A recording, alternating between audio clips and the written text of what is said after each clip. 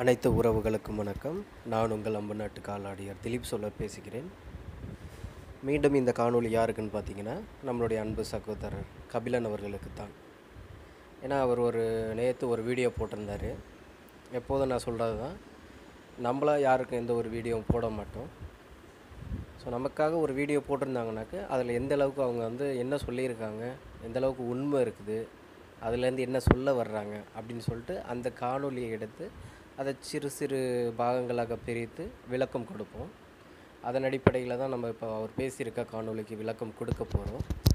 வாங்க, இதில் என்ன பேசியிருக்காரு, அதில் எந்த அளவுக்கு உண்மைத்தன்மை இருக்குது அப்படிங்கிறத நம்ம ஒன்றொன்றா பார்க்கலாம். முதல்ல இந்த காணொலியினுடைய டைட்டிலை பார்க்கலாம். டைட்டில் என்ன கொடுத்துருக்காங்க? திலீப் அரைபுத்தி. ஒன்று நீங்கள் புரிஞ்சுக்கணும், ஒரு பழமொழி உண்டு, பறைபுத்தி அறபுத்தி அப்படின்னு ஒரு பழமொழி இருக்குது. அதனுடைய உள்ளர்த்தம் என்ன என்றால், பறையர்களின் புத்தி அறம் சார்ந்த புத்தி என்பது ஆகும். அதை தான் இந்த டைட்டிலில் கூறியுள்ளார். அதாவது திலீப்பின் புத்தி அறம் சார்ந்த புத்தி, அறம் சார்ந்து பேசக்கூடியவர் என்று தன்னுடைய காணொலியின் டைட்டிலேயே அவர் ஒத்துக்கிட்டு இருக்காரு. இது மிகவும் சிறப்பான ஒன்றாகும். இதை நம்ம வரவேற்கத்தக்க ஒன்றாக பார்க்கிறோம். அனைவருக்கும் என்னுடைய அன்பான வணக்கம். சங்க காலத்தில் வாழ்ந்த, சங்க இலக்கியங்களால் போற்றப்படக்கூடிய, சங்க இலக்கியங்களால் அடையாளப்படுத்தப்பட்ட மல்லர்கள்தான் இன்றும் விவசாய தொழிலை குலத்தொழிலாக, முதன்மை தொழிலாக செய்து வாழ்ந்து வருகின்ற பல்லர்கள். இதற்கு நிறைய ஆதாரங்கள், வரலாற்று அறிஞர்களுடைய சான்றுகள் இருக்குது. இதை புரிந்து கொள்ளாத சில சாதி வெறியர்கள் அன்றைய காலத்தில் போற்றப்பட்ட அல்லது சங்க இலக்கியங்கள் சொல்லக்கூடிய மல்லர்கள் வேறு, இந்த பல்லர்கள் வேறு அப்படிங்கிற ஒரு தவறான செய்தியை அவர்கள் சொல்லுவது மட்டுமல்லாமல் மற்றவருக்கும் அதை பரப்புறாங்க. இது ரொம்ப ஒரு வேதனைக்குரிய ஒரு செய்தியாக தான் நான் பார்க்கிறேன். அவர்களுக்கு விளக்கம் தரக்கூடிய வகையில் என்னுடைய இந்த காணொளி பல வரலாற்று ஆய்வறிஞர்களுடைய சான்றுகளை நான் ஒவ்வொன்றாக இந்த காணொலியில் ஒரு சிலவற்றை நான் சொல்ல விரும்புகிறேன்.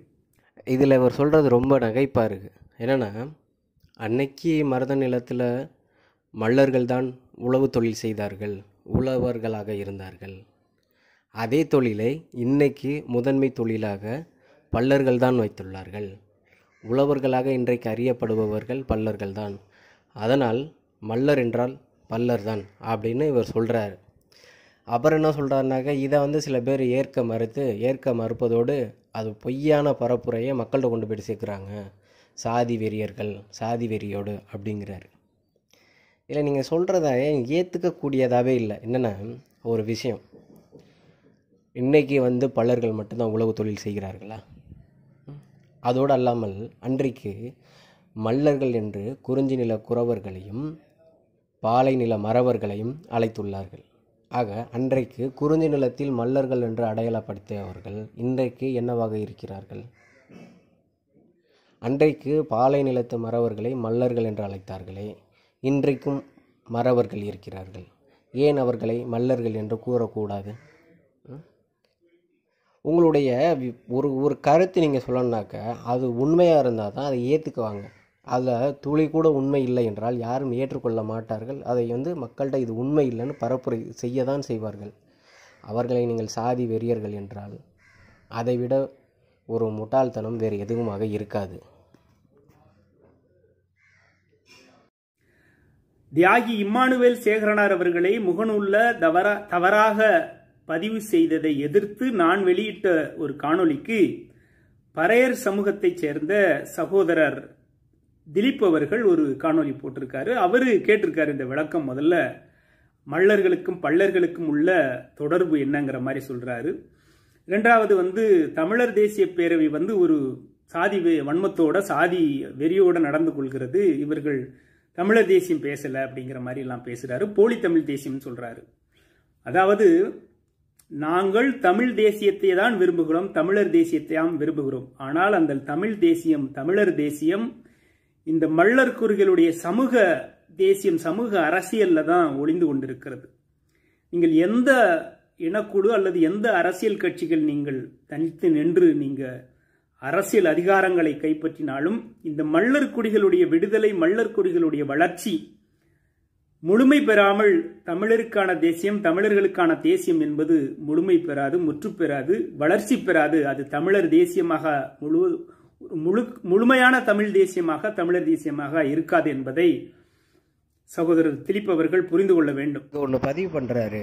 என்ன சொல்கிறாருன்னா, எங்களுடைய சமுதாய தலைவரை இழிவாக பேசியதற்காக தான் நான் பதிவு செய்தேன் இந்த பதிவை அப்படிங்கிறாரு. அப்போ அதற்கு முன்பு எங்களுடைய சமுதாய தலைவர்களை உங்களுடைய சமுதாயத்தை சேர்ந்த சில புல்லூர்கள் தவறான கொச்சையான பதிவுகளை பதிவு செய்யும் பொழுது இந்த ஞானம் உங்களுக்கு உதித்திருக்க வேண்டும் என்று தான் என்னுடைய கேள்வி. அப்பொழுது முகநூலில் அதற்கான தகவலை நீங்கள் பார்க்கவில்லையா, அல்லது அந்த நேரத்தில் நீங்கள் உறங்கி கொண்டிருந்தீர்களா என்று தான் நான் கேட்கிறேன். இன்னொன்று சொல்கிறீங்க, தமிழர் சார்ந்த அரசியல் தான் பேசுகிறோம், தமிழர் தேசிய அரசியலை தான் பேசுகிறோம். தமிழர் தேசிய அரசியல் என்பதே பல்லர்களுடைய அரசியலில்தான் ஒளிந்து கொண்டிருக்கிறது என்கிறீர்கள். இதன் மூலம் என்ன சொல்ல வருகிறீர்கள்? பல்லர்கள் அரசியல் எழுச்சி அடையவில்லை என்றால் தமிழர் அரசியல் எழுச்சி அடையாது என்கிறீர்களா? இது ஏற்றுக்கக்கூடிய ஒரு விவாதமாக தெரியவில்லை. ஏன்னா வெறும் 10 மாவட்டத்தில் தான் இவங்க இருக்காங்க.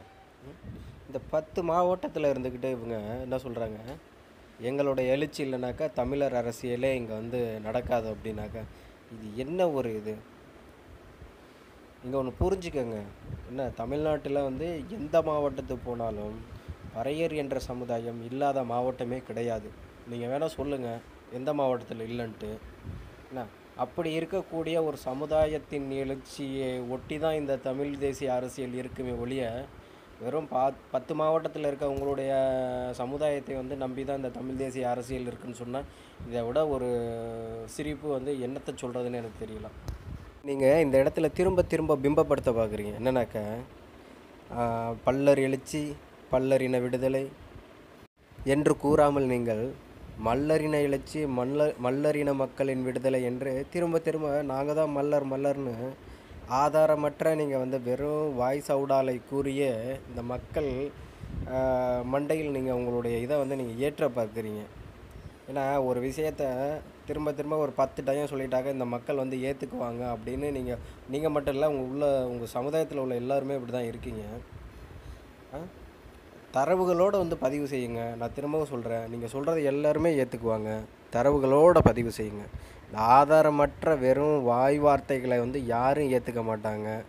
நான் திரும்பவும் சொல்கிறேன், மல்லர் தான் பல்லர் என்பதற்கு ஆவணப்படுத்தப்பட்ட, அதாவது அந்த அறிஞர் சொல்லிட்டார், இந்த அறிஞர் சொல்லிட்டார் அப்படின்லாம் சொல்லாதீங்க. டாக்குமெண்ட்டை எடுத்து போடுங்க, சரிங்களா? திரும்ப அதுதான் கேட்குறோம். சங்க இலக்கியங்களில் எந்த இடத்துல மல்லர்கள் தான் பல்லர்கள் என அடையாளப்படுத்தப்பட்டுள்ளது, அந்த டாக்குமெண்ட்டை மட்டும் நீங்கள் கொடுங்க. நானாக எந்த பறையர் இனத்தில் எந்த சகோதரனையும் அல்லது பறையர் சமூகத்தையே இழிவாக எந்த இடத்துலையும் பேசினது கிடையாது. மதுராந்தக பாஸ்கர் என்பவர் இம்மானுவேல் சேகரன் அவர்களை தவறாக பதிவிட்டதன் எதிரொலியாகத்தான் நான் அதை பதிவு செய்தேன். எனவே பறையர் இன சகோதரர்கள் அதை புரிந்து கொள்ள வேண்டும். உங்களுக்கென்ற வரலாற்று பெருமை, வரலாற்று மரபு இருந்தால் அதை நீங்கள் தூக்கி பிடித்து கொண்டாடுங்கள், பெருமைப்பட்டுக் கொள்ளுங்கள். ஆனால் மற்ற சமூகங்களை, சமூகத்தின் தலைவர்களை இழிவுபடுத்துவது, வேறொரு சமூகத்தை தூக்கி பிடித்து வேறொரு சமூகத்தை இழிவுபடுத்துவது என்பது ஒரு தவறான செயல். அதை நீங்கள் எல்லாரும் புரிந்து கொள்ள வேண்டும் என்பதற்காக தான் என்னுடைய இந்த பதிவு. நீங்கள் கூறுகிறீர்கள், நான் எந்த சமுதாயத்திற்கும் இது போன்ற பதிவுகள் போட மாட்டேன். நீங்கள் எங்களுடைய சமுதாய தலைவரை இழிவுபடுத்தியதன் விளைவாகத்தான் நான் இந்த கண்டன பதிவை பதிவு செய்தேன் என்று கூறுகிறீர்கள். மேலும் ஒரு சமுதாயத்தை தூக்கி பிடித்து ஒரு சமுதாயத்தை நீங்கள் இழிவாக பேசுகிறீர்கள் என்று கூறுகிறீர்கள். ஒன்று புரிஞ்சுக்கங்க, நீங்கள் அதாவது ஒருத்தவங்க பேசுகிறாங்கன்னா அதுக்கு முன்னாடி என்ன நடந்திருக்கு, எதனால் அவங்க அப்படி பேசுகிறாங்க அப்படின்னு நீங்கள் புரிஞ்சுக்கிட்டு இந்த பதிவை நீங்கள் பதிவு செய்திருந்தால் கண்டிப்பாக இங்கே விவாதங்கள் வந்திருக்காது. முதல்ல யாரை இகழ்ந்து பேசினார்கள், ஒரு இழிவான பதிவை முகநூலிலும் வலைதளங்களிலும் பதிவு செய்தார்கள் என்று முதலில் நீங்கள் விசாரித்திருக்க வேண்டும். அதே போன்று எந்த சமுதாயம் முதலில் ஒரு சமுதாயத்தை தூக்கி பிடித்து இன்னொரு சமுதாயத்தை இகழ்ந்து பேசினார்கள் என்று அதையும் நீங்கள் விசாரித்திருக்க வேண்டும். இதெல்லாம் உங்கள் கண்ணுக்கு தெரியாமல் உங்களுடைய சமுதாய தலைவர்களை மட்டும் பேசிவிட்டார்கள் என்று தெரிந்தவுடன் நீங்கள் மல்லு கட்டிக்கிட்டு நிற்கிறீங்களே. உங்கள் சமுதாயத்திலேருந்து என்னுடைய சமுதாயத்தையும் என்னுடைய சமுதாய வரலாற்றையும் இழிவாக பேசிய கரிகாலன் போன்றவர்களுக்கு உங்களுடைய கண்டன பதிவை ஏன் நீங்கள் தெரிவிக்கவில்லை? ஏன்னா உங்களுடைய சமுதாயம் அப்படிங்கிறனாலையா? மாதிரி ஒவ்வொரு வினைக்கும் ஒரு எதிர்வினை உண்டு என்பார்கள். நான் என்ன செய்கிறேனோ அதற்கு தகுந்தாற் போல தான் எனக்கு அதற்கான பதில், அதாவது பலன் கிடைக்கும். உங்கள் சமுதாயத்திலிருந்து தவறான பதிவு செய்ததன் விளைவாகத்தான் எங்கள் தரப்பிலிருந்து சில விவாதங்களை நாங்கள் ஏற்படுத்தினோம்.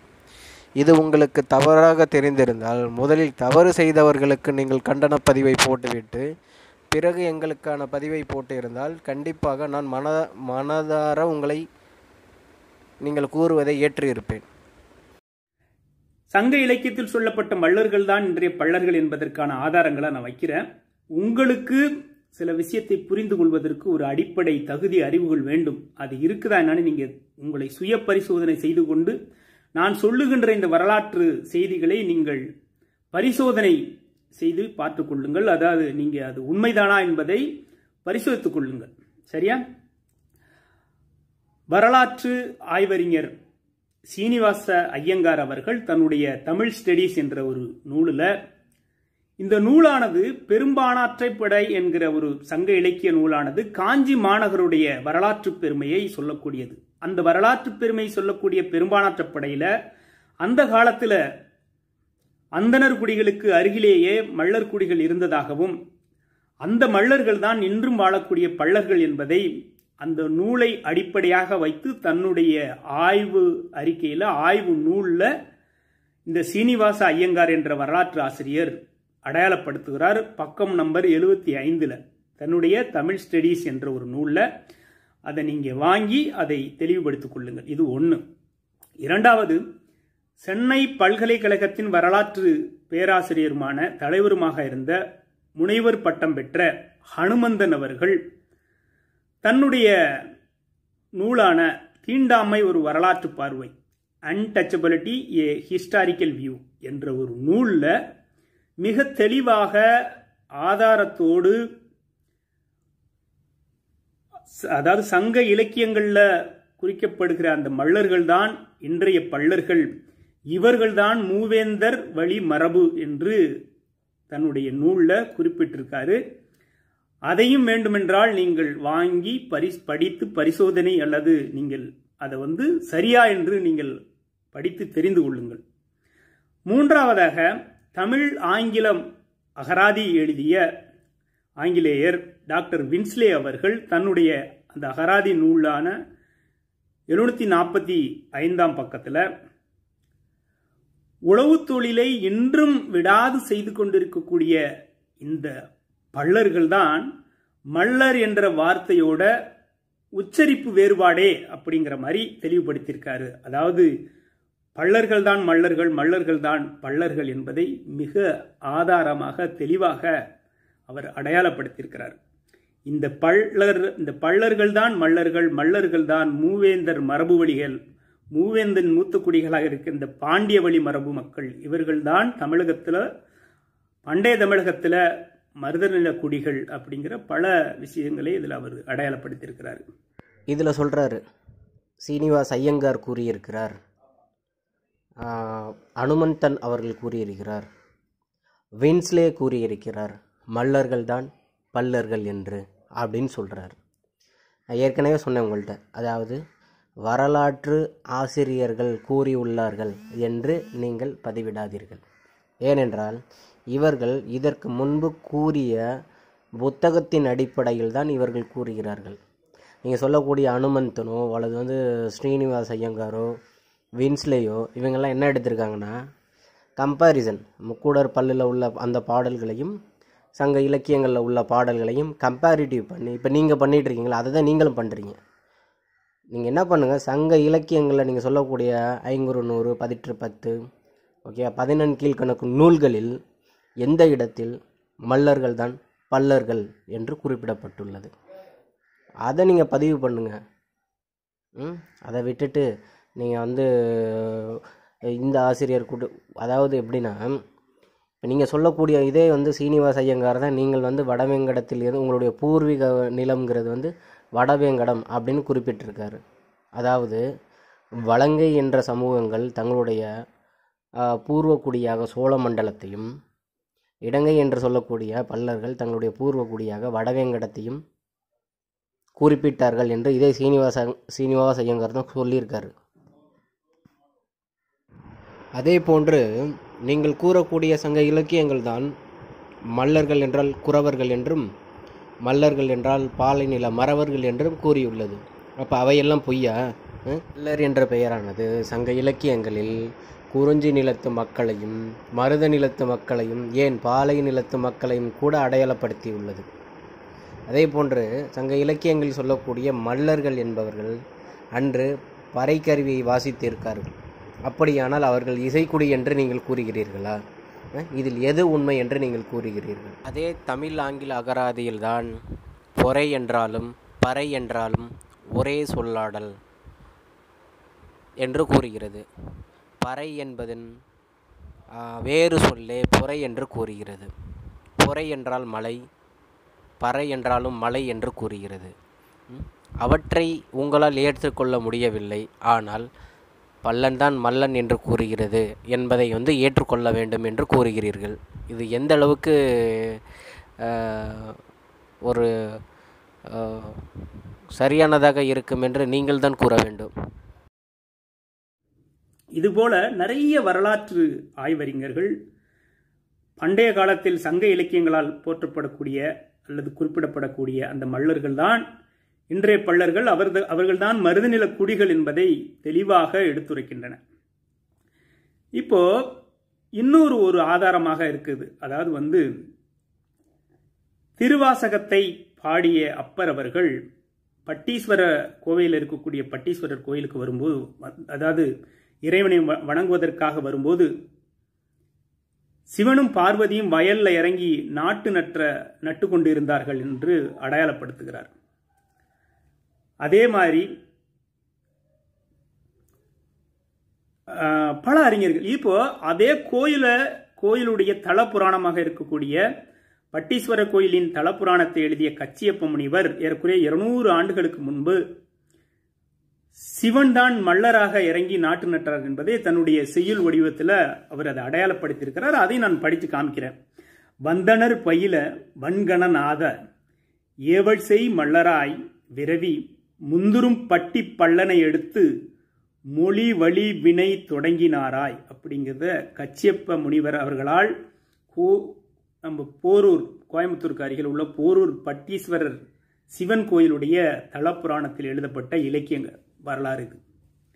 இதையும் நம்முடைய சகோதரர் தெளிப்பு அவர்கள் நீங்க படித்து அதற்கான பொருளை நீங்க புரிந்து கொண்டீங்கன்னா, சங்க காலத்தில் வாழ்ந்த மல்லர் தான் வடுக படையெடுப்புக்கு பிறகு பல்லராய் மாற்றப்பட்டு இவர்கள்தான் பாண்டிய மரபு. ஏன்னா பேரூர் பட்டீஸ்வரத்துடைய தலப்புராணம்னு சொல்லிட்டு ஒன்று சொல்கிறீங்க. அதாவது அப்பர் வந்து அந்த கோயிலுக்கு வரும் பொழுது அவருக்கு வந்து பணம் கொடுப்பதற்காக அல்லது வந்து அவருடைய வழிச்செலவுக்காக சிவனும் பார்வதியும் மல்லன் மல்லத்தியலாக இறங்கி நாற்று நடுகிறார்கள் என்று சொல்லுகிறீர்கள்.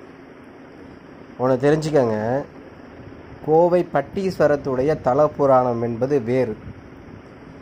அந்த கோவிலுக்கு பட்டி ஈஸ்வரம் என்று பெயர் வருவதற்கான காரணமும் வேறு. நீங்கள் அதாவது தலப்புராணம் என்பது அந்த தலம் உருவாவதற்கான புராணமாக எதை கூறுகிறார்களோ அதுதான் தலப்புராணம் என்பார்கள். அப்படி பார்த்தால் அந்த தலப்புராணம் உருவான புராணங்கிறதே வேறு. முதல்ல வந்து அதை நீங்கள் தெளிவாக தெரிஞ்சுக்கோங்க. ஏன்னா இங்கே போட்டு மக்களை குழப்படி பண்ணாதீங்க. நீங்கள் சொல்லக்கூடிய அந்த மல்லன் மல்லத்தியாக வந்தாங்கிறது அந்த கோயிலுக்கு எய்த்தாப்பில் ஒரு சின்னோண்டு ஒரு 10க்கு 10 ரூம் சைஸு தான் இருக்கும். அந்த இதில் வந்து பார்த்திங்கன்னா ஒரு சின்ன நடுகல் மாதிரி ஒரு கல் வச்சுருக்காங்க. அது எந்த நூற்றாண்டில் வந்ததுன்னு தெரியல. என்ன, நீங்கள் அதையும் இதையும் ஒன்று சேர்க்காதீங்க. இன்னொன்று, என்ன சொல்கிறீங்கனாக்கா, கச்சியப்ப முனிவர் ஒரு 200 ஆண்டுகளுக்கு முன்பு ஒரு பேரூர் பட்டீஸ்வர புராணம்னு ஒரு புராணம் எழுதியிருக்காரு. அதில் வந்து பார்த்தீங்கன்னாக்கா, அவங்க வந்து மல்லன் மல்லத்தியா வர்றாங்க அப்படின்னு சொல்லி ஒரு பாடல் இருக்குது. இதை நீங்கள் வந்து கேளுங்கன்னு சொல்லி சொல்கிறீங்க. அதே கச்சியப்ப முனிவர் அதே பேரூர் பட்டீஸ்வர புராணத்தில் இன்னொரு பாடலையும் எழுதியிருக்காரு. அந்த பாடலை சொல்கிறேன், 1311வது பாடல் அந்த பாடல். நான் அதில் என்ன சொல்லியிருக்காருங்கிறத இப்போ நான் உங்களுக்கு சொல்கிறேன். ஸோ அதுக்கப்புறம் அது என்ன சொல்ல வருதுன்னு நீங்கள் தெரிஞ்சுக்குவீங்க. பார்க்கலாம் அந்த பாடல். அப்போது மறையவ நரசன் செட்டிதன் ராதை வயங்குநூர் சூத்திரன் புவனம் பறைதரு நல் சங்கரன் வேடன் பனிசிவன் விலங்குமுக் கணக்கன் அரைசெயம் பட்ட நகமது புறத்தே காளியட் டரவம ரிடையன் பறையனது முன்னரான நீ இன்று பல்ல நாமை தெரிந்தேன்யான் என்று கூறுகிறது. இதில் என்ன சொல்ல வருதுன்னு உங்களுக்கு இப்போ புரியும்னு நினைக்கிறேன். அதாவது, சங்கரனே பறையனான முன்னர் எழுந்தருளிய நீ இன்று பல்லனாக எழுந்தருளியதை அறிகின்றேன் என்று அந்த கச்சியப்ப முனிவர் கூறுகிறார். ஆக இதிலிருந்து சிவன் என்பவன் முதலில் பறையனாக இருந்துதான் மல்லனாக மாறியுள்ளான், அதாவது பல்லனாக மாறியுள்ளான் என்று அந்த புராணம் கூறுகிறது. ஸோ பல்லர்கள் இதன் மூலம் பறையர்களில் இருந்து வந்தார்கள் என்றுதான் அந்த கச்சியப்ப முனிவர் இதன் ஊடாக தெரிவிக்கிறார். ஏன்னா படையெடுத்ததே இவர்கள் மேலதான ஆளும் குடிகளாக ஆண்ட மக்களாக இவர்களை மடைமாற்றும் விதமாக சில தமிழ் குடிகள் துணையோடு இவர்களுடைய பெயரை கூட மாற்றி இவர்களை ஒரு அடிமைகளாக அடிமைப்படுத்தப்பட்டது, இவர்களை இழிவுபடுத்தப்பட்டது. இவர்களுடைய உடைமைகள் எல்லாம் நிலபலங்கள், விவசாய நிலங்கள், இவர்களுடைய சொத்துக்கள் எல்லாம் சூறையாடப்பட்டது. இந்த தெலுங்கு வடுக படையெடுப்புக்கு பிறகுதான், அந்த காலகட்டத்தில் தான் இயற்றப்பட்டது தான் பல்லேசல். நீங்க கேட்குறீங்க, பல்லேசலை தவிர வேற எந்த இலக்கியங்கள்ல இது சொல்லப்பட்டிருக்குன்னு. எத்தனை இலக்கியம் இருக்கு? நிகண்டுகள் தெரியுமா உங்களுக்கு? நிகண்டுகள்னா என்னன்னாது தெரியுமா உங்களுக்கு முதல்ல? இப்போ இந்த பல்லேசல்ல கூட அவர்கள் பல்லர்களை, பாண்டிய வழி மரபு வழி மக்களை மல்லர்களாக இருந்தவர்களை பல்லர்களாக மாற்றி இழிவுபடுத்த வேண்டும் என்பதற்காக எழுதப்பட்ட பல்லேசல் கூட மல்லர் குலத்தில் வரினும், எப்படி மல்லர் குலத்தில் வரினும் இரு பள்ளியர்கோர் பள்ளுக்கணவன் அப்படின்னு எழுதியிருக்கு. இதுக்கு என்ன பொருள்படுங்கிறத நீங்களே தம்பி திலீப் பறையர் அவர்கள் நீங்க நல்லா படித்து இதனுடைய பொருள் புரிந்து நீங்க உங்களுடைய சகோதரர்களுக்கு இதை சொல்லி புரிய வைங்க. ஏன்னா இன்றைக்கு பல்லராய் தேவேந்திர இருக்கக்கூடிய, அதாவது பட்டியல் இனத்தில் வந்தேறிய வடுகர்களால் அழைக்கப்பட்டு அதற்கு பிறகும் ஆங்கில அரசுகள் அதை அப்படியே வழியாக தொடர்ந்து ஏதோ ஒரு காரணத்தால் இன்னைக்கு பட்டியல் சாதாக இருக்கக்கூடிய இந்த மக்கள் தான் பண்டைய காலத்தில் மருதநிலத்தின் தமிழ் குடிமக்கள், பாண்டிய மரபு வழி மக்கள், மூவேந்தர் மரபு வழி மக்கள் என்பதை நீங்கள் புரிந்து கொள்ள வேண்டும். அப்புறம் இன்னொன்று சொல்கிறாரு தம்பி, அதாவது பாண்டியர்களான எங்கள் மீது தானே வடுகர்கள் போர் தொடுத்தார்கள், அதனால் எங்களை வென்றவுடன் எங்களை பல்லர்களாக அடிமைப்படுத்தினார்கள் என்று கூறுகிறார். முதல்ல உங்களுக்கு ஒன்று தெரியுமா தெரியாதுன்னு தெரியல, பாண்டியர்களுக்கு உங்களுக்கு என்ன சம்பந்தம் கேட்டால் ஒன்று சொல்ல வேண்டிய, அதுக்கு ஒரு கதை வரும். அதாவது பண்டி என்றால் காளை, பண்டியம் என்றால் உழவு, பாண்டியன் என்றால் உழவன், உழவன் என்றால் பல்லன், பல்லன் தான் பாண்டியன் என கதை கூற வேண்டியது. உங்களுக்கு ஒன்று தெரியுமா தெரியாதான்னு தெரியல, ஒரு கல்வெட்டில் புறச்சேரி பல்லர்கள் அப்படின்னு இருக்குது. அதாவது பல்லர்கள் புறச்சேரியில் இருந்தார்கள். ஊருக்கு அதனுடைய அர்த்தம் என்ன என்றால், ஊருக்கு புறம்பான பகுதிகளில் வாழ வைக்கப்பட்டவர்கள், வாழ்ந்தவர்கள் பல்லர்கள் என்று அர்த்தம். நீங்கள் பாண்டியராக இருந்தால் ஏங்க புறச்சேரியில் போயிட்டு குடியிருந்தீங்க? கபிலன், இன்னொன்று சொல்கிறீங்க, வடுகர் படையெடுப்பிற்கு பின்பு தான் பல்லர் என்ற சொல்லாடல் வந்துச்சுங்கிறீங்க. வடுகர் படையெடுப்புங்கிறது 13ஆம் நூற்றாண்டிற்கு அப்புறம்தான். கிட்டத்தட்ட சொல்லப்போனால் 14லிருந்து 16ஆம் நூற்றாண்டு வரைக்கும். ஆனால் ராஜராஜனுடைய காலகட்டத்திலேயே பல்லர் என்ற சொல்லாடல் உள்ள கல்வெட்டு இருக்குது. அது உங்களுக்கு தெரியுமா தெரியாதான்னு தெரியல. அப்போ நீங்கள் சொல்வது உண்மையா அல்ல அந்த கல்வெட்டில் உள்ளது உண்மையா? சொல்கிறத பார்த்தா நீங்கள் கல்வெட்டே படித்ததில்லைன்னு நினைக்கிறேன். சரியா? நல்ல கல்வெட்டுகளை எடுத்து படிங்க, தெரியும் நீங்கள் யார் என்று. உங்களுக்கு இன்னும் ஆதாரங்கள் வேணும்னா நிறைய இருக்குது. நிகண்டுகள் இந்த மக்களை மல்லர் என்று அடையாளப்படுத்தி அவர்கள்தான் மருதநிலத்தில் உழவு செய்த உழவுக்குடி மக்கள் என்பதை அடையாளப்படுத்துகிறது. கம்பராமாயணம் அடையாளப்படுத்துகிறது. ஐங்குறுநூறு, 10 நிறைய இருக்கு, சொல்லிக்கிட்டே போகலாம். அருந்திரள் வீரருக்கும் பெருந்திரள் உழவருக்கும் வருந்தகைக்கும் மல்லரனும் பெயர். இது திவாகர நிகண்டு 9ஆம் நூற்றாண்டில் எழுதப்பட்டது. மல்லரெனும் பெயர் வசை மாவீரரும் திண்ணியோர் பெயரும் மருதநில மக்களும். இது வடைமலை நிகண்டு. நிறைய இருக்கு ஆதாரங்கள், சொல்லிக்கிட்டே போகணும்னா. அதனால இந்த தேவேந்திரகுல வேளாள பெருமக்கள் என்று அழைக்கக்கூடிய இந்த மல்லர் பல்லர் பெருமக்கள், இது நான் சாதி பெருமைக்கு சொல்லலை. தமிழ் குடிகளுடைய ஒரு வரலாற்றை ஏற்றுக்கொள்ளக்கூடிய மனப்பக்குவம் உங்களுக்கு வேணும். இது சாதி பெருமை அல்லது. இந்த மக்கள் இன்னைக்கு பட்டியல் சாதியை விட்டு வெளியேற வேண்டும் என்பதற்காக பல விஷயங்களை முன்னெடுத்து பேசுறாங்க. அவர்களுக்கு முடிந்தால் துணை போங்கள். அவர்களை நீங்க தூத்துறதோ இகழ்வாக பேசுவது ஒரு நாகரிக குறைவு என்பதை நீங்கள் புரிந்து கொள்ள வேண்டும். நான் எந்த ஒரு தனிநபரையும் சாதியையும் குறைத்து பேசலை. நீங்க பேசுனதுனால அதற்கு நான் விளக்கம் கொடுக்க வேண்டிய ஒரு காணொலி பதிவு போட்டேன். ஏன்னா அதுக்கு இப்போ நீங்கள் அதை தவறாக புரிந்து கொண்டு நீங்கள் என்னை இழிவுபடுத்த வேண்டும், என்னை தவறாக நீங்க உருவகப்படுத்த வேண்டும் என்பதற்காக நீங்க போட்ட காணொலிக்கு. இரண்டாவது, மல்லர் தான் பல்லர்கள் என்பதற்கு பல நண்பர்கள் வினா எழுப்பியிருந்தாங்க. அதுக்கான விளக்கத்துக்கு தான் இந்த காணொலி.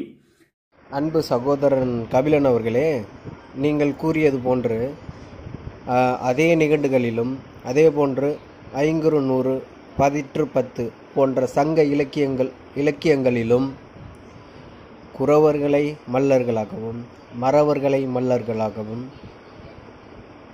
குறிப்பிடுகின்றன. அவற்றிற்கான தரவுகள் உங்களுக்கு நான் இதில் தெளிவாக பதிவு செய்துள்ளேன்.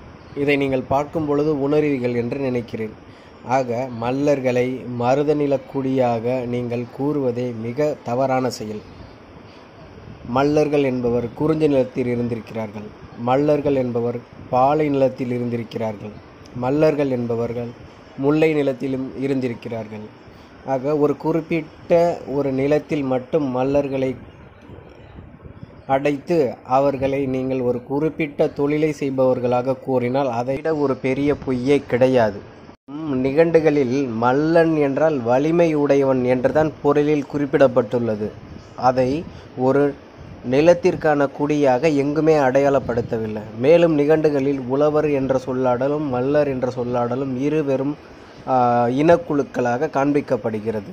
ஏதோ நாங்கள் தான் இன்றைக்கு இல்லாத ஒன்றை மல்லர் வேறு பல்லர் வேறு என்று கூறுகிறோம் என்று நீங்கள் இந்த வலைதளத்தில் கூச்சலிடுகிறீர்கள். ஆனால் கிட்டத்தட்ட 20 ஆண்டுகளுக்கு முன்பே வேறொரு சமுதாயத்தவர்கள் உங்களை நீங்கள் கூறுவது பொய் என்று தன்னுடைய பதிவுகளை பதிவு செய்துள்ளார். அந்த பதிவையும் இந்த காணொளியில் உங்களுடைய பார்வைக்காக வைத்துள்ளேன். பார்த்து தெரிந்து கொள்ளவும். ரெண்டாவது, நீங்கள் இந்திர விழா நீங்கள் தான் எடுத்தீங்கன்னு சொல்கிறீங்க. ரொம்ப ஒரு நகைப்புக்குரிய ஒரு செயலாக இருக்கிறது. மருதநிலக்குடிகள் தான் உழவர்களாக இருந்தார்கள். அவர்கள்தான் பண்ணைகளாக, அவர்கள்தான் குடும்பர்களாக இருந்து குடும்பர்களின் தலைவன் தான் பாண்டியர்களாக வருகிறான். அவர்தான் தமிழ்நாட்டில் அரசாட்சி செய்த ஒரு இனக்குழு. எந்த இடத்திலையும் இது குறைச்சி மதிப்பிடறதில்லை. உண்மையான வரலாற்று பேசக்கூடிய ஒரு செய்தி. தமிழ்நாடு அரசாங்கமே தன்னுடைய கல்வெட்டு ஆய்வுல தமிழ் மன்னர்களுடைய மரபு வழிய சமூகங்களாக 2 சமூகங்களை தான் நாங்கள் அடையாளப்படுத்திருக்கு. தமிழ்நாடு அரசாங்கத்தில் செய்யப்பட்ட ஆய்வு அறிக்கை, கல்வெட்டு ஆய்வறிக்கை. சரியா? அதுல ஒரு சமூகம் மல்லர் குடி தான், அது உண்மை. ஆனால் அவர்களால் அது அன்றைக்கு மல்லர் குடிகளில் அரசியல் அதிகாரத்தில் இல்லை. அதனால் அது அவர்களை மல்லர் குடிகள் தான் என்று எழுதியிருக்க வேண்டும். ஆனால் வேற ஒரு சமூகத்தையும் அதோடு சேர்த்து அவர்கள் செய்திருக்கிறார்கள். எனவே அவர்களும் தமிழ் குடிங்கிறதுனால நம்ம அதை ஏற்றுக்கொள்ளலாம். பாவம் நண்பர் கபிலன் அவர்களுக்கு முதலில் இந்திரா விழா எங்கு நடந்தது என்று கூட தெரியவில்லை. மேலும் உழவர்கள்தான் இந்திரா விழாவை எடுத்தார்கள் என்று கூறுகிறார்கள். ஒன்றை புரிய வேண்டும், தமிழகத்தின் நெற்களஞ்சியம் என்று அழைக்கப்படக்கூடிய இடமானது தஞ்சை பகுதி, டெல்டா பகுதிகளே ஆகும்.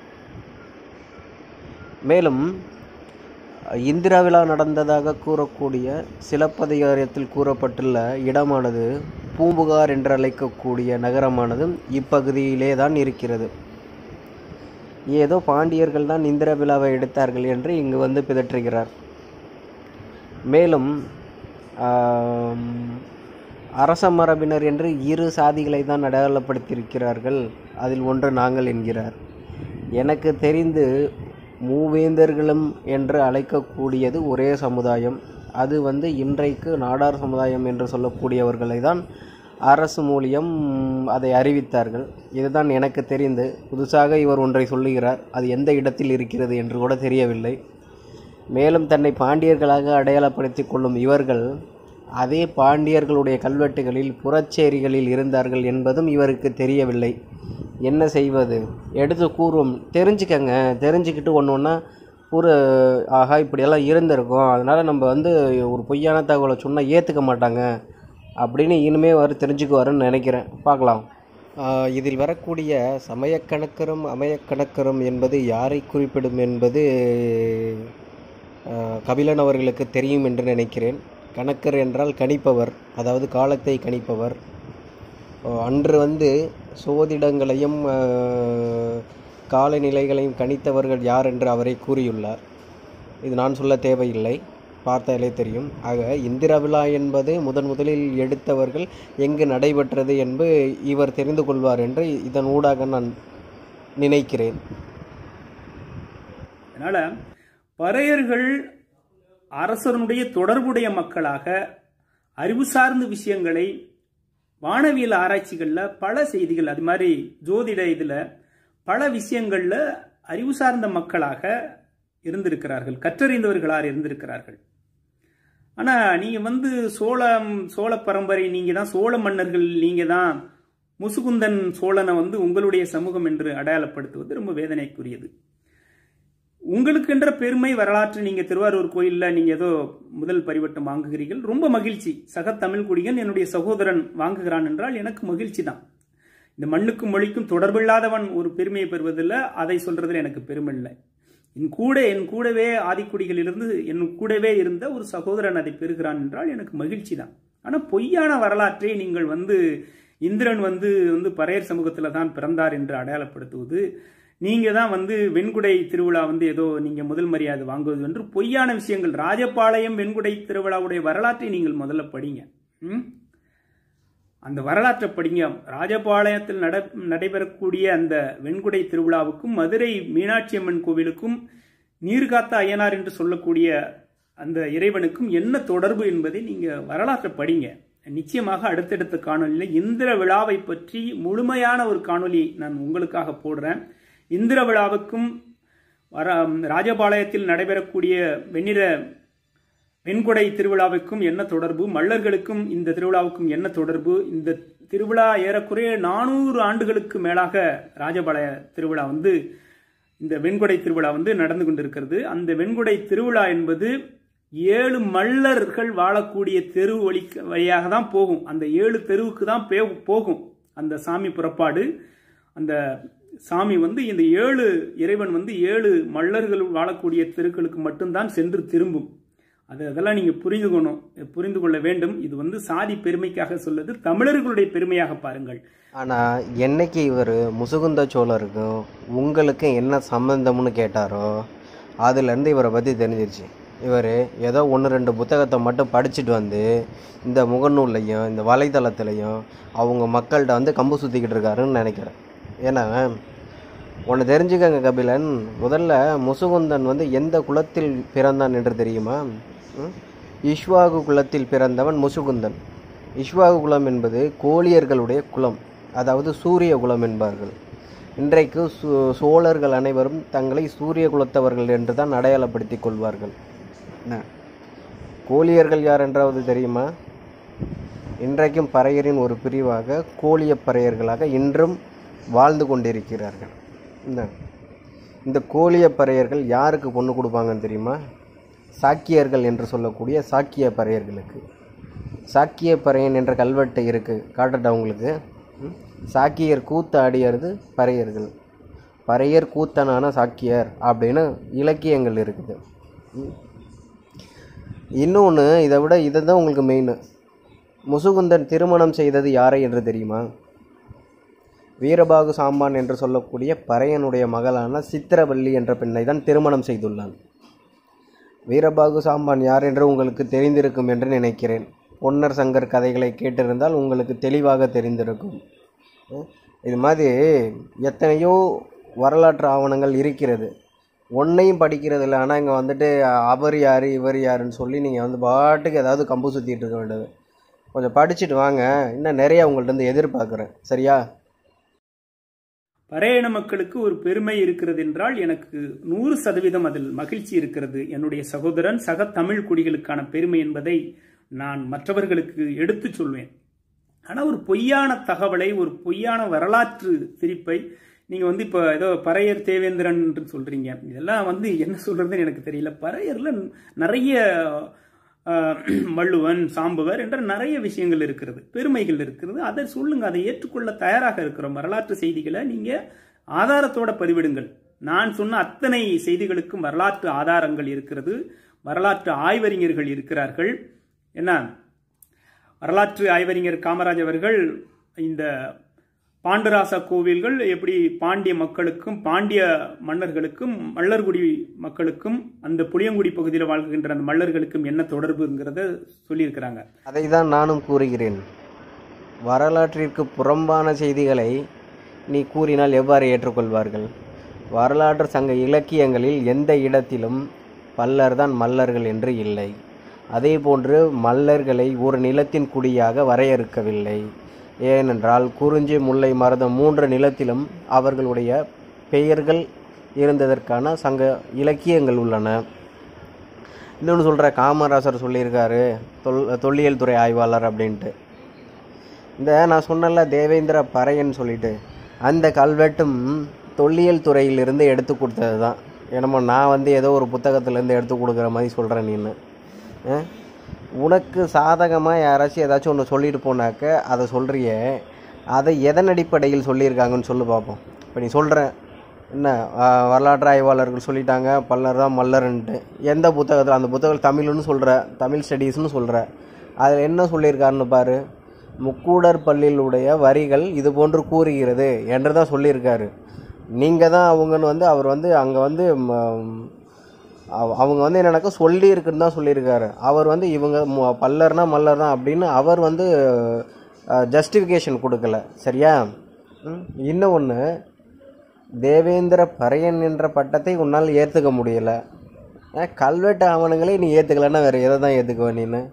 என்ன இந்த 18ஆம் நூற்றாண்டில் வந்துச்சு பல்லேசல்னு சொல்லக்கூடிய முக்கூடர் பல்வா? இன்னொன்று சொல்லட்டுமா? முக்கூடர் பல்லுன்னா என்ன தெரியுமா?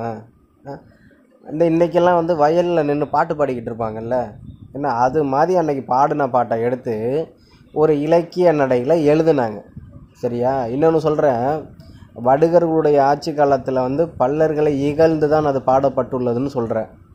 அந்த பாடல்களை பாடியவர்கள் யார் தெரியுமா? அன்னைக்கு விவசாயம் செய்யக்கூடிய என்ன அந்த பல்லர்களும் பள்ளிகளும் தான் பாடியிருக்காங்க. அவங்க அன்னைக்கு வந்து அடிமையாக இருந்தவங்க எப்படி நான் வந்து ஆண்ட பரம்பரை நான் பேசியிருப்பாங்க? அன்னைக்கு வந்து பண்ணை அடிமையாக இருந்துன்னு சொல்லி தான் பாட்டு பாடியிருப்பாங்க. என்ன அதில் அவங்க வந்து பார்த்திங்கன்னா நாங்கள் இந்த மரபில் வந்திருக்கோன்னு சொல்லிட்டு அன்னைக்கு வந்து புருடா விட்டுட்டு போயிருக்காங்க. இன்னொன்று சொல்லட்டுமா? முக்கூடர் பல்லுக்கு ஆசிரியர் யாருன்னே தெரியல. ஆசிரியர் யாருன்னே தெரியாத நூலை வந்து நீங்கள் வந்து ஒரு வரலாற்று ஒரு ஆவணம்னு கொடுக்குற, என்ன பண்ணுறது? நிறைய இன்னும் தேடி எடுங்க. என்ன மீண்டும் சொல்கிறேன், அதே தான், வரலாற்றிற்கு புறம்பான செய்திகளை கூறினால் இங்கே யாரும் ஏற்றுக்கொள்ளவே மாட்டார்கள். சகோதரன் தான், அதில் எனக்கு எந்த வருத்தம் இல்லை. ஆனால் சரியாக புரிதல் இல்லாமல் நீங்கள் உங்கள் சமூகத்துக்கான தேடுதல் விடுதலையை நீங்கள் ஒருங்கிணைப்பை நீங்கள் தாராளமாக செய்யுங்க. புரியுதா இல்லையா? எனக்கும் மதுராந்தக பாஸ்கருக்கும் தனிப்பட்ட விரோதமோ எதுவோ கிடையாது. தியாகி இம்மானுவேல் சேகரன் அவர்களை ஒரு சமையல்காரர் என்று அவர் தவறாக முகநூலில் பதிவிட்டதனால நான் அந்த செய்தியை காணொலியை போட வேண்டியிருந்தது. இதோட விட அவருடைய பதிவை நீக்கவில்லை என்றால் அடுத்த கட்ட நடவடிக்கையாக என்ன சட்ட ரீதியான நடவடிக்கை எடுக்க முடியும் என்பதை நிச்சயமாக நான் தனிப்பட்ட நபராக நான் செய்யறதுக்கு நான் முயற்சி எடுத்துக்கொண்டு இருக்கிறேன். நான் சொல்றேன், நிச்சயமாக செய்வேன். அதனால கூறுகிறேன், அதாவது நீங்கள் வழக்கு தொடுத்தால் அந்த வழக்கை அவர் சந்திக்கப் போகிறார். அதில் எந்த விதத்தில் அவர் கருத்து கூறியுள்ளார் என்று அதற்கான விடையை அவர் நீதிமன்றத்திலோ அது வேற எங்கோ அவர் கொடுக்க போகிறார். தாராளமாக நீங்கள் வழக்கு தொடுக்கலாம். மேலும் இதனுடைய ஆரம்ப புள்ளி எங்கென்று நீங்கள் திரும்பவும் ஆய்வு செய்ய வேண்டும். இதுவரை நீங்கள் அதற்கான ஒரு தேடுதலை செய்தது போன்று எனக்கு தெரியவில்லை. கரிகாலன் போன்ற சில புல்லூர்கள் தன்னை சுய அடையாளப்படுத்தி கொள்வதற்காக மாற்று சமுதாயத்தினரை சில தவறான பதிவுகளை பதிவிட்டு அதன் மூலம் தன் சமுதாயத்தை அவர்கள் ஏசுவார்கள். அதன் மூலம் நம் இனத்தவர்களிடம் தன்னை ஒரு அடையாளப்படுத்தி கொள்ளலாம் என்ற ஒரு இழிவான செயலின் மூலம் இந்த பிரிவினையை ஏற்படுத்தினார்.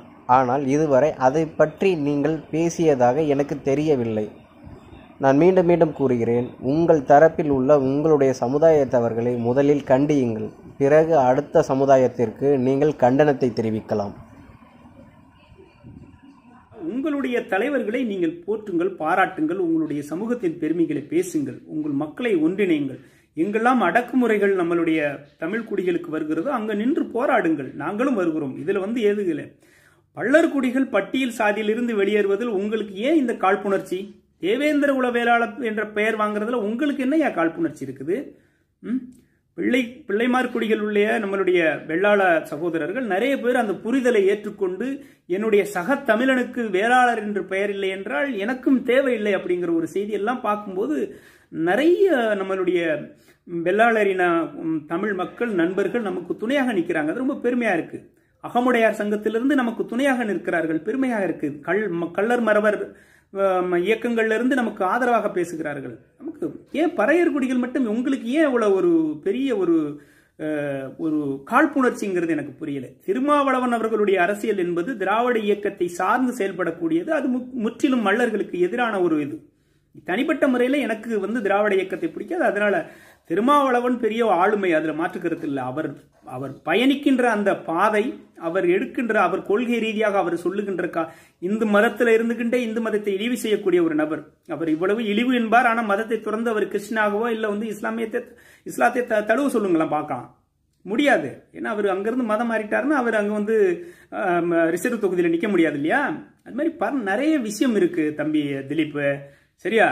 அதனால உங்களுக்கான வளர்ச்சியை, உங்களுக்கான விடுதலையை நோக்கி நீங்க பேசுங்க. மல்லர் குடிகள் எது செய்தாலும் அது நல்லது கிட்டது மல்லர் இனத்தில் இருக்கக்கூடிய மக்கள் பார்த்து கொள்வார்கள். அதனால விமான நிலைய ஒன்றை நீங்கள் புரிந்து கொள்ள வேண்டும். உங்களுக்கு எவ்வாறு திராவிட அரசியல் பிடிக்காதோ அதே அளவுக்கு எங்களுக்கும் திராவிட அரசியல் என்பது துளி கூட பிடிக்காது.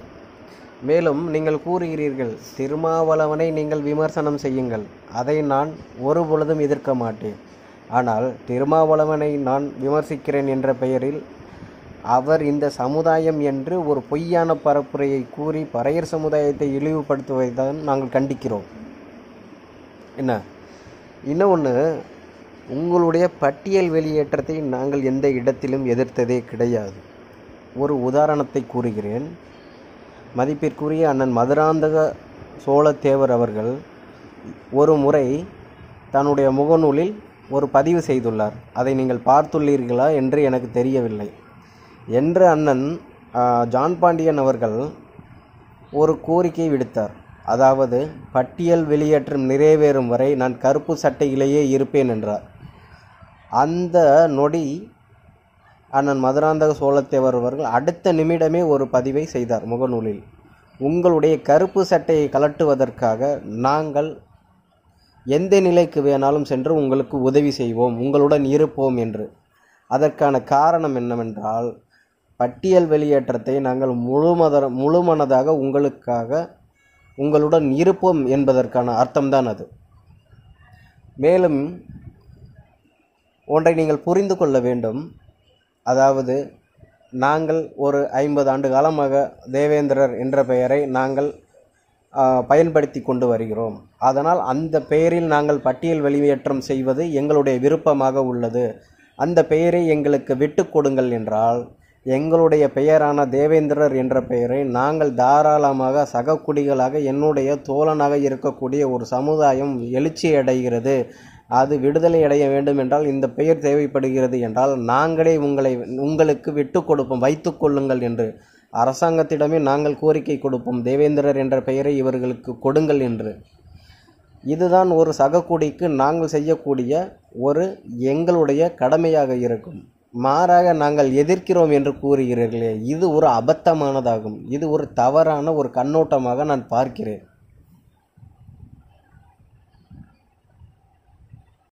விமான நிலையத்திற்கு ஏன் பேர் வைக்கணுங்கிற காரணம் சொல்லியாச்சு. அதில் நிறைய தம்பிகள் கொடுத்தாங்கிறாங்களே, எங்கே கொடுத்தாங்க? இதெல்லாம் உங்கள் தாத்தா பாட்டிக்கிட்ட இருந்தால் போய்ட்டு கேட்டு தெரிஞ்சுக்கோங்க. இதெல்லாம் சும்மா சின்ன உடப்புங்கிற கிராமத்தில் வாழ்கின்ற அத்தனை தேவேந்திரர்களும் தங்களுடைய நிலத்தை கொடுத்துருக்குறாங்க.